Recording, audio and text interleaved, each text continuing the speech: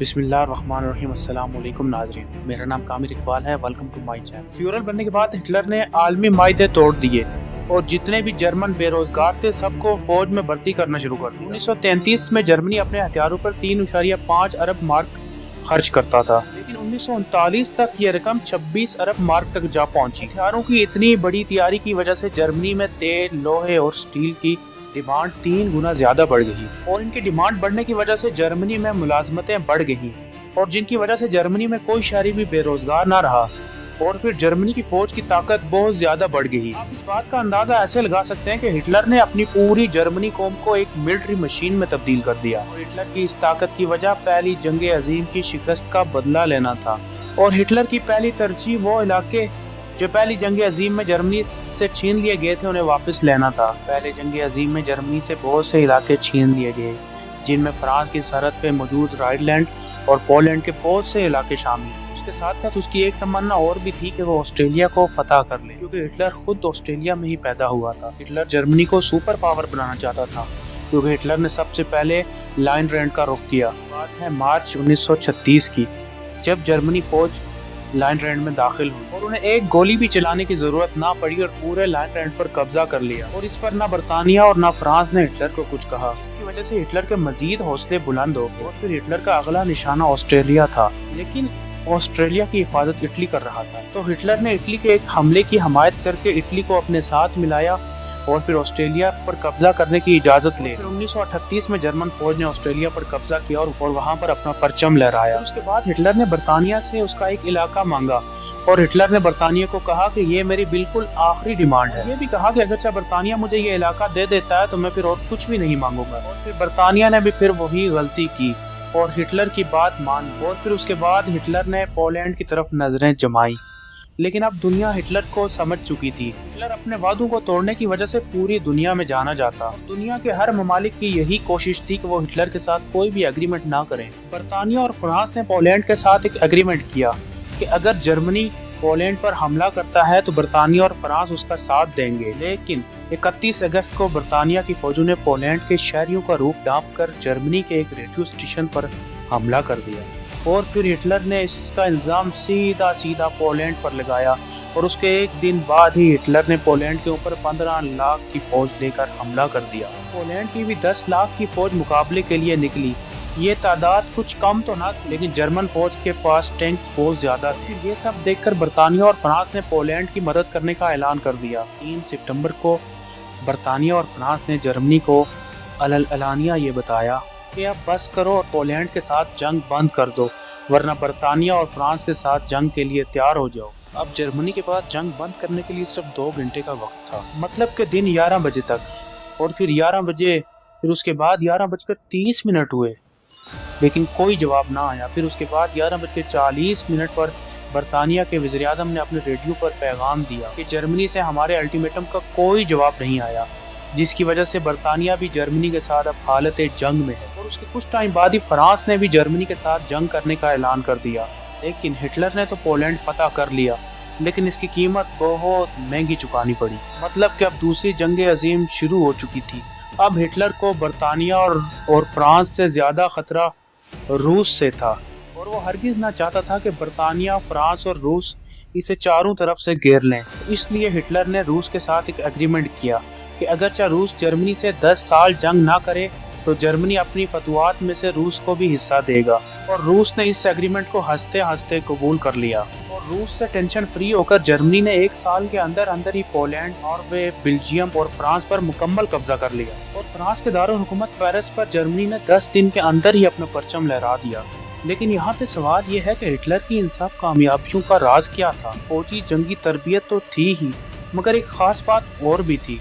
German फौजी को एक ड्रग दी जाती थी और ये ड्रग काफी दिनों तक इंसान को एक्टिव रख सकती है। सिर्फ जर्मन फौजी नहीं बल्कि हिटलर खुद भी नशा करता था और इसी ड्रग की वजह से भी हिटलर कई दिनों तक एक्टिव रहता। आपने हिटलर की न्याजी सलूट वाली पिक्चर तो देखी होगी। हिटलर बहुत देर अपना बाजू सीधा फजा में रखता था, लेकिन वो थकता नहीं था। اور اس کی وجہ صرف وہی تھی کہ وہ ڈرگ کے انجیکشن بھی لگاتا تھا، اور اس نشے کی طاقت کی وجہ سے ہٹلر ہر جنگ جیتتا جا رہا تھا، اور 1940 تک تو ہر جگہ ہٹلر کے ہی چرچے تھے، اور اس کے ہارنے کا تو کوئی سوچ بھی نہیں سکتا تھا۔ لیکن ایک چھوٹی سی شکست نے ہٹلر کی جنگ کا نقشہ ہی تبدیل کر دیا۔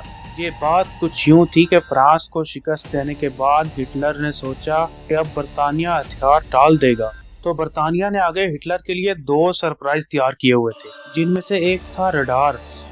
جی ہاں، بالکل رڈار، جو برطانیہ کی اپنی ایجاد تھی، جس کی وجہ سے وہ دشمن کے ہر جہاز کو ٹریک کر لیتے تھے۔ لیکن جب جنگ شروع ہوئی تو جولائی 1940 سے لے کے اکتوبر 1940 تک، یعنی کہ 4 ماہ کے اندر ہی جرمنی کے 1800 سے زائد طیارے تباہ ہو چکے تھے، لیکن برطانیہ کے بھی کچھ ہزار طیارے اس جنگ میں تباہ ہوئے۔ جرمنی کا نقصان کچھ زیادہ تو نہ تھا، لیکن ہٹلر اب اس جنگ سے تنگ آ چکا تھا۔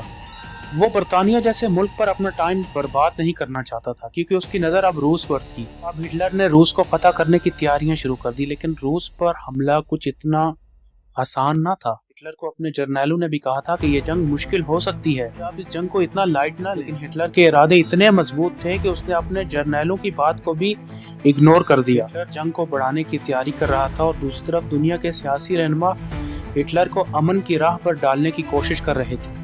علامہ اقبال رحمۃ اللہ علیہ نے بھی اپنی وفات سے پہلے دوسری جنگ عظیم کی پیشن گوئی کی تھی، لیکن ہٹلر نے عالمی لیڈروں کے مشوروں کو بھی نظر انداز کر دیا، اور ہٹلر نے روس پر حملے کی تیاری کو بالکل سیکرٹ رکھا۔ ہٹلر کی یہ کوشش تھی کہ وہ روس کے دارالحکومت ماسکو کو مکمل تباہ کر دے، اور اس شہر کی جگہ ایک پاور پلانٹ لگائے، اور روس کے بچوں کو اسکول میں جرمنیوں کی اطاعت کے بارے میں سکھایا جائے گا۔ اب روس پر سردیوں میں حملہ کرنا تو بہت زیادہ مشکل تھا، اس لیے ہٹلر نے موسم گرما کا انتظار کیا، اور پھر 1948 کے شروع میں ہٹلر کی فوجیں اس جنگ کے لیے مکمل تیار تھی۔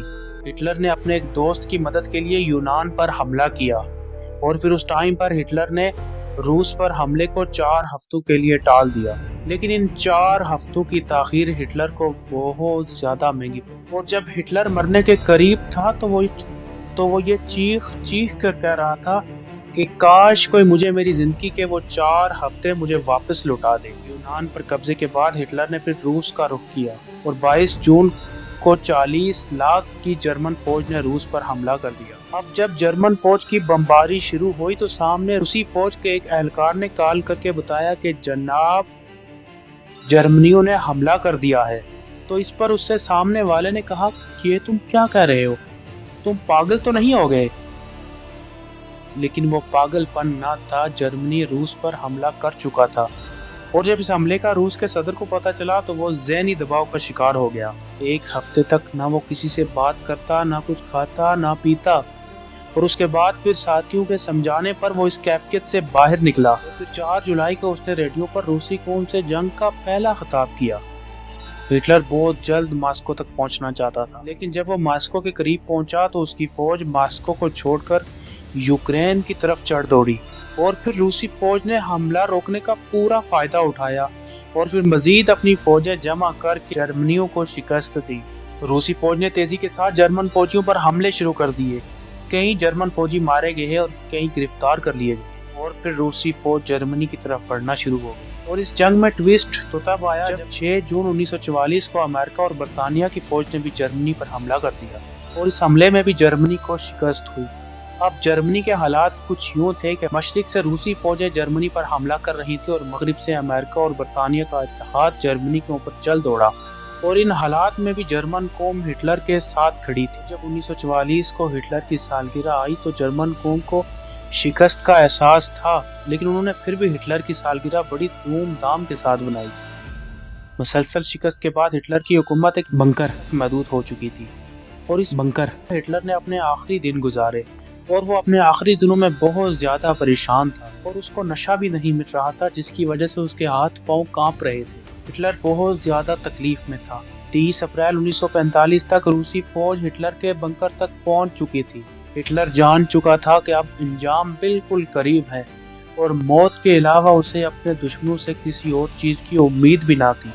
اور جب اس نے اپنے دوست کی موت کا سنا تو پھر اس نے فیصلہ کیا۔ اگلے ہی دن اس نے اپنی محبوبہ کے ساتھ شادی کر کے اسے اپنا نام دیا۔ ہٹلر کی دلہن بننے کے لیے اس کے محبوبہ نے 15 سال انتظار کیا تھا، لیکن افسوس کی بات یہ تھی کہ اسے اپنے شوہر کے ساتھ زندگی گزارنے کے لیے 24 घंटे भी ना मिले।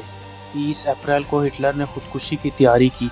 उसने अपना एक यूनिफॉर्म पहना और फिर वो अपनी दुल्हन के साथ एक रूम में चला गया और अपनी दुल्हन के लिए उसका आखिरी गिफ्ट जहर का कैप्सूल था। और फिर उसके बाद एक सिक्योरिटी गार्ड ने सिर्फ एक गोली चलने की आवाज सुनी। सब दौड़ते हुए अंदर गए और उन्होंने हिटलर की लाश देखी।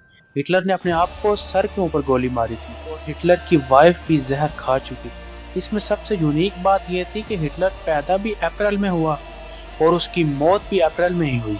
ये वो बंकर था जिसमें हिटलर ने अपनी जिंदगी के आखिरी दिन गुजारे और फिर अपनी जान दी। बमबारी की वजह से इस बंकर को बहुत ज़्यादा नुकसान हुआ। आज भी टूरिस्ट इस बंकर को देखने के लिए जाते हैं और नाजियों का यह दावा था कि हिटलर की सल्तनत हज़ारों साल तक चलेगी, लेकिन वो सिर्फ 12 साल ही चल सकी। हिटलर के एक गार्ड के मुताबिक वो बिल्कुल भी जालिम इंसान न था। मरने से पहले उसने अपनी फौज को अपनी वफादारी के हलफ से भी आज़ाद कर दिया था। फिर हिटलर ने अपनी लाश को जलाने का भी हुक्म दिया था, लेकिन जब रूसी फौज वहां पहुंची तो उन्होंने आग बुझाकर हिटलर की लाश को रूस ले गए और हिटलर की शनाख्त उसके दांतों की वजह से। हिटलर तो मारा गया, लेकिन दूसरी जंग अजीम ने दुनिया का नक्शा ही बदल दिया। पाकिस्तान, इंडिया और दूसरे कई ममालिक आज़ाद हुए। जंगें रुकवाने के लिए अक़वाम मुत्तहिदा बनाई गई। एटमी हथियारों और असलहा पर पाबंदी के मायदे हुए। सब्सक्राइब।